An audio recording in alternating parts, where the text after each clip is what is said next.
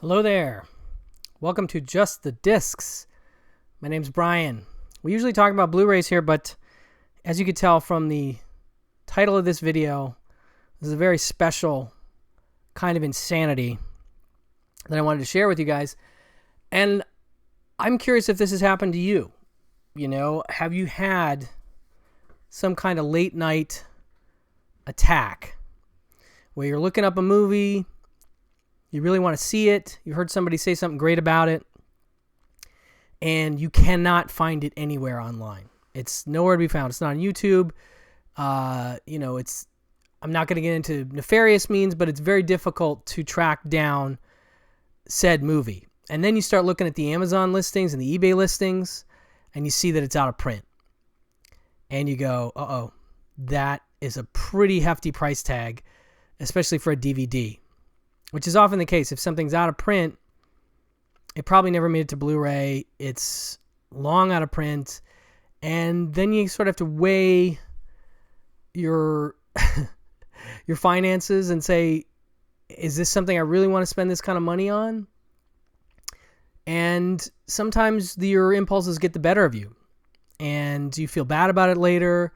But I'll tell you how I deal with it. And I'll get to, stick with me because I'll get to the DVDs that I bought in just a minute. But I just want to talk about this phenomenon for a second because I'm assuming it happens to you guys. And I'd love for you to leave comments below about your biggest impulse out of print DVD or Blu-ray purchases where you're like, I shouldn't have got this, but I went ahead and did it anyway. And whether you were glad about it or not later. But see, here's what I do. So if I have a big purchase like this, the total between these two discs was about $150, which is way, way, way more than I ever would spend on Blu-rays or just about anything. Like a box set, maybe, I guess. But 2 DVDs, insanity. And when you see what they are, you'll think I'm crazy anyway. It doesn't matter. But to me, they were valuable in that way. But so my thing is that you can do one of two things. And my approach is either A, I can see the impulse coming. So I'll start to stack up. I'll go through my collection. I'll clean things out, try to find maybe some stuff that I have doubles of to start with. And then some other things where I'm just like, how much do I really watch these titles?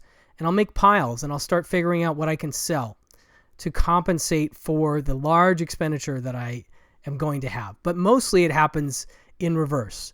I make the large purchase and then I have a panicked, hang out downstairs in the collection, usually after midnight, after I've made the purchase, kind of really sweating like, oh my gosh, what did I do? And then I'll start digging out the piles of movies that I can sell to compensate for what I purchased. And this is what I recommend. I make a note in my phone and I say, here's the total cost. And then I just sort of keep track of what money I'm able to raise through selling other Blu-rays or whatever. You sell plasma, whatever you want to do. You put it in there and you just say minus X, minus $20, minus $40, until you get down to zero, until you've covered the expense of that entire purchase. And then you feel sort of a sigh of relief. And part of it has to do with me saying like, well, these were things I wasn't necessarily going to sell. And now I've gone and done that. So I've kind of done some work to compensate for the large purchase that I've just made. And I've also cleaned out my collection a little bit, which is good. None of it justifies this kind of expenditure. And like I said, you won't think like I'm necessarily sane for buying the ones that I bought. Okay, but let me get to them, all right? I'll start with one that I've seen and another that I have not seen that I paid a lot of money for. About $70 each for these, plus shipping and tax. The first one is, they're both documentaries. The first one is called I Like Killing Flies. And this is a fascinating documentary. One of my favorite documentaries, actually. Both of these are about restaurants. And so I felt like there was some kind of weird simpatico about the fact that I wanted to get both of them at the same time. Now this is what's crazy. This is on YouTube. You can watch I Like Killing Flies on YouTube right now. But here's the thing. I love this documentary so much that I was like, I can't bear the thought of it dropping off YouTube at some point and never being able to see it again. And when that happens, the cost of the DVD is going to go up even more. So I was like, I'm going to just buckle down and get this now. And okay, so the movie is about a restaurant in New York called Shopsins. It's a family establishment. It is an amazing, portrait of a family, portrait of a restaurant that's very unique and offbeat. They have literally hundreds of items on their menu, all made to order. The owner, cook, chef, grand person of the place, Kenny Shopsin, is a true character. Just one of those guys that has these incredible philosophies about life that he espouses throughout the documentary. But the restaurant itself has all these crazy rules, like they treat the customers kind of iffy, but that's part of the charm of it. You cannot, or if you order coffee, they will kick you out. If you just come in to order coffee, they'll kick you out because people want to order food and there's lines. And this is obviously when this was made in 2004, where Shopsins was then. I just looked; it's still open. It's in a different location in New York now. If you're in New York and you haven't been to Shopsins, you should go. Or if you're not from New York and you go to New York, go to Shopsins anyway. They have a great takeout menu, it looks like. But so if you come in with parties larger than 4 people, they'll kick you out. And they're very hardline about their stuff, but it's just an incredible mix of all kinds of items on the menu, crazy things that sometimes you wouldn't think would go together. And it's a wonderful movie that makes you kind of hungry. And I kind of like movies like that, food documentaries, food movies. I don't talk about those a lot, but I actually like them a lot. But like I said, this is one of my favorite documentaries, period, and my favorite about an eating establishment, food, etc. So I highly recommend it. Go check it out on YouTube. Don't be crazy like me and buy a DVD of it. But now I have it, and it will never be not in my possession, and I'm happy about that. But go watch this movie and listen to what Kenny has to say about people. He's got some really wonderful things that he says, and it's a great, just overall portrait. I just love it. It's this true Americana in some ways that I really dig about it. So I like Killing Flies. Spent a lot of money on that. Now here's the crazier one. I haven't even seen this movie.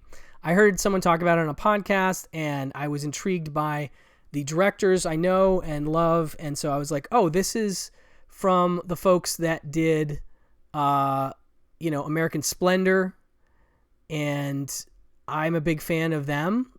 Robert Pulcini and Sherry Springer Berman. So this is before they did that.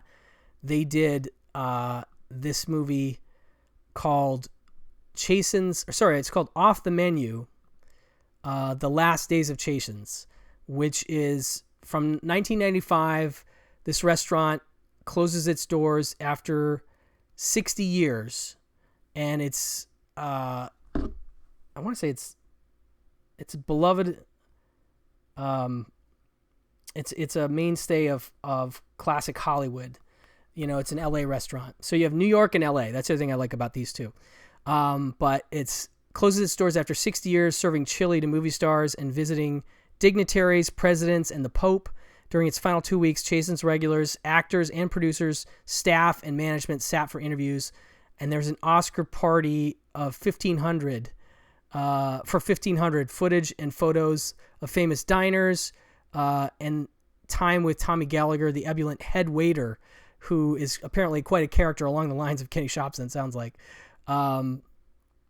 until his retirement in 1994. His son Patrick, catering head Raymond Bilboul, general manager Ronnie Clint, hat check girl Val Schwab, ladies' room attendant Onetta Johnson, and foreign-born waiters including Jamie. When he started in 1970, like the other Latino staff members, he wasn't allowed out of the kitchen.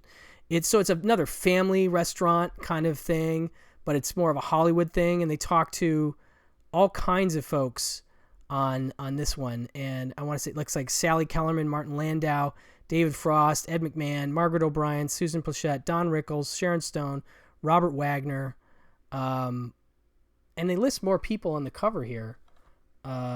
Quentin Tarantino, Jack Lemmon, Jay Leno, Sam Jackson, John Travolta, Donna Summer, Rod Steiger, Fay Wray, and many more. So like a lot of people have eaten at this place and have things to say about it. And so like, I don't know, I just was in the mood to have two of these documentaries together, and this one is not on YouTube and only available, as far as I can tell, as a rental DVD through Netflix DVD, which, yes, I could have signed up for Netflix DVD and then canceled it and rented this and not spent this money. But again, I wanted to have it. I wanted to show it to you guys, and I wanted to show you how crazy I can be, and I don't know why. But, in case you have those insane impulses, know that it happens to the best of us, and we just, as collectors, lose our minds sometimes. We lose our minds, and we have to do things that don't make any sense. But again, in the comments below, let me know what your most insane out-of-print DVD or Blu-ray purchase was. I'd love to hear it. I'm sure there's some stuff that might tempt me in that list, because the other thing I don't keep track of is what's out of print. I don't find out until I go to look for that specific movie, and I realize suddenly, oh no, this is out of print. Oh no, it's really expensive. Oh, what am I going to do? So anyway, this is my way of saying I'm crazy, and thank you for watching, and I'll talk to you soon. Bye-bye.